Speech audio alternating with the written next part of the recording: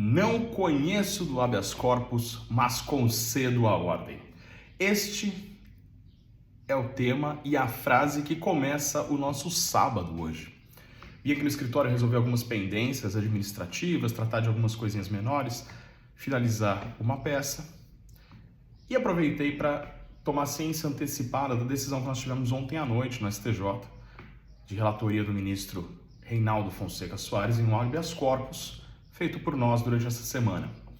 O que quer dizer essa frase? Essa frase que traz um misto de incredulidade com felicidade, essa frase que às vezes fica meio ambígua, né? Como é que eu não conheço de um habeas corpus, eu não tomo conhecimento, eu não entendo presente os requisitos para conhecimento desse instrumento recursal, mas eu estou concedendo a ordem.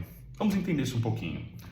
Dentro da lógica de habeas corpus no Brasil, nós temos a disciplina dele na Constituição, certo? Como uma garantia fundamental, lá no artigo 5º, e nós temos dois artigos que trazem ele no Código de Processo Penal, que é o 647 e o 648, salvo o melhor juízo. Muito bem, fora isso, não existe uma lei do habeas corpus, como ocorre com o mandado de segurança, que tem uma lei que disciplina o mandado de injunção, as ADPFs, as ADINs, elas possuem leis próprias que disciplinam todo o rito. O habeas corpus não tem isso. Há a sua disciplina dentro dos regimentos internos dos tribunais, que é muito importante o conhecimento pelo advogado. Uma disciplina muito curta no Código de Processo Penal, que não exaure a matéria, e a sua previsão dentro da Constituição Federal, como uma garantia fundamental, como um instrumento de preservação da liberdade. Muito bem. E aí? Por que nós chegamos a esse não conhecimento, mas concessão da ordem? Pela ausência de uma lei que discipline o rito do habeas corpus, eu não acho isso de todo ruim. Começou a surgir, nas últimas décadas, uma jurisprudência dentro dos tribunais superiores, que diz o que pode ou não pode ser feito dentro de um habeas corpus, quando que ele pode ser admitido e quando que ele não pode ser admitido. Então é muito importante que você também conheça essa jurisprudência antes de fazer um trabalho. E dentro dessa jurisprudência, que acaba tornando até o habeas corpus uma ação de certa similaridade com o direito consuetudinário, né? O direito que está ali amparado pelas decisões, pelos costumes, já que não existe uma lei que traga totalmente o seu rito e as suas vedações, existe um entendimento que o habeas corpus ele não pode ser utilizado como um substituto de um recurso próprio.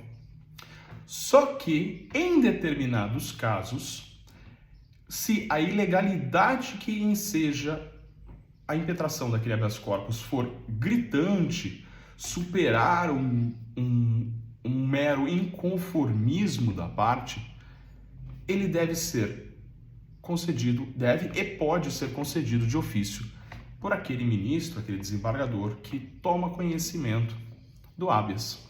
E é o que ocorreu aqui. Olha, qual seria a técnica mais correta? Seria a utilização do recurso especial, neste caso. Só que quando nós assumimos o processo, o prazo de recurso especial já havia se esgotado há 1 ano e meio.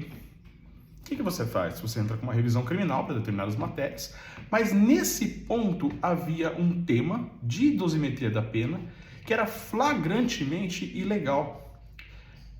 Ao fixar a dosimetria da pena na terceira fase, o desembargador que reformou a sentença absolutória do cliente, ele entendeu pelo afastamento do tráfico privilegiado, previsto ali no parágrafo 4º do artigo 33 da Lei de Drogas, não por não encontrar presentes um dos 4 requisitos que nós encontramos ali, mas por aplicar o artigo 42 da Lei de Drogas à terceira fase da dosimetria da pena, o que é incabível. Ele disse que a quantidade de drogas, que não era muita, não deveria ser, na verdade, deveria ser um objeto que afastaria o tráfico privilegiado, porque ela seria elevada.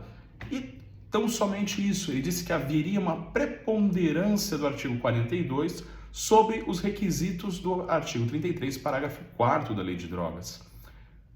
Entramos com o habeas corpus disso. Por quê? Porque a jurisprudência do Superior Tribunal de Justiça, ela é contrária a esse entendimento. A quantidade de drogas por si só, ela não é um instrumento apto a levar ao afastamento do parágrafo 4º do artigo 33 da Lei de Drogas. Existem inúmeros julgados sobre isso.